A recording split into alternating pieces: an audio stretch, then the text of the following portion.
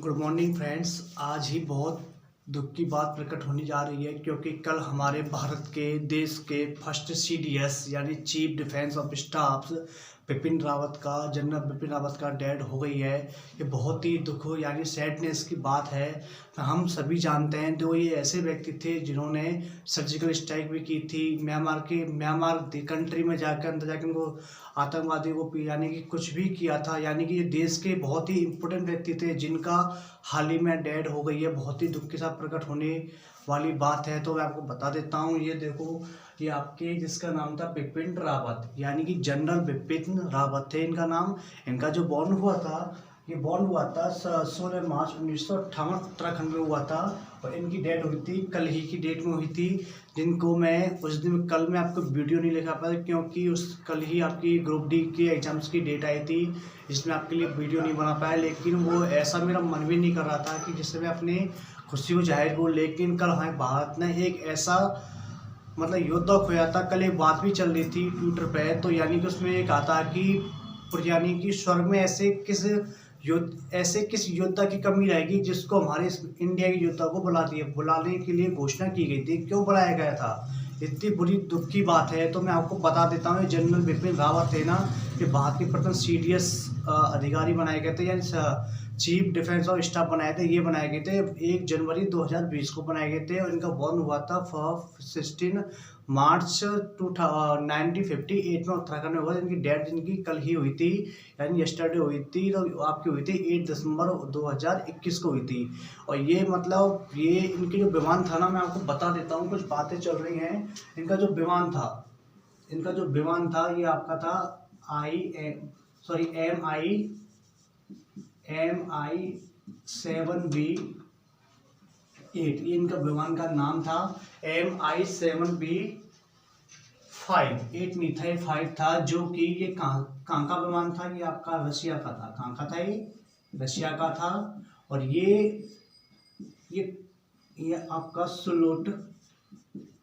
सुलोर से लेके कहाँ यानी कि सुलूर से कहाँ जा रहा था? वेलिंगटन जा रहा था। यानी कि वेलिंगटन से कहाँ जा रहा था? सुलूर तक ही जा रहा था। ये जा रहा था जिसका बीच में ये ऊटी आता है हमारे इंडिया में, ये आता है तमिलनाडु के पास के नज़दीक आता है। तो इनकी वहाँ पर इस तरीके से इनकी डेथ हो गई थी।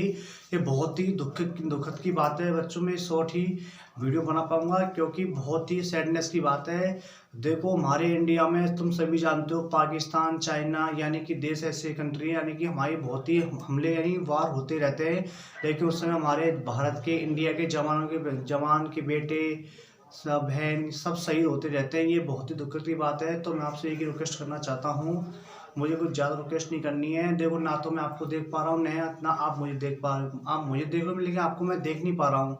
तो आप सभी से एक ही रिक्वेस्ट है, सभी यानी कि जो आर्मी में जाते हैं, जो उनकी डेथ हो जाती है, यानी कि हमारे उनके बारे में जनरल बिपिन रावत के बारे में भी मैं 1 मिनट का मौन व्रत चाहता हूँ। आप सभी अपने सीट पर खड़े हो जाइए और 1 मिनट के लिए अपना मौन धारण कीजिए। उनसे मनी मैंने बोलना है कि परिवार को शांति दे। देखो, वैसे इसमें जो हेलीकॉप्टर क्रैश हुआ था इसमें समथिंग 14 व्यक्ति थे, जिनमें से एक व्यक्ति बचा हुआ है।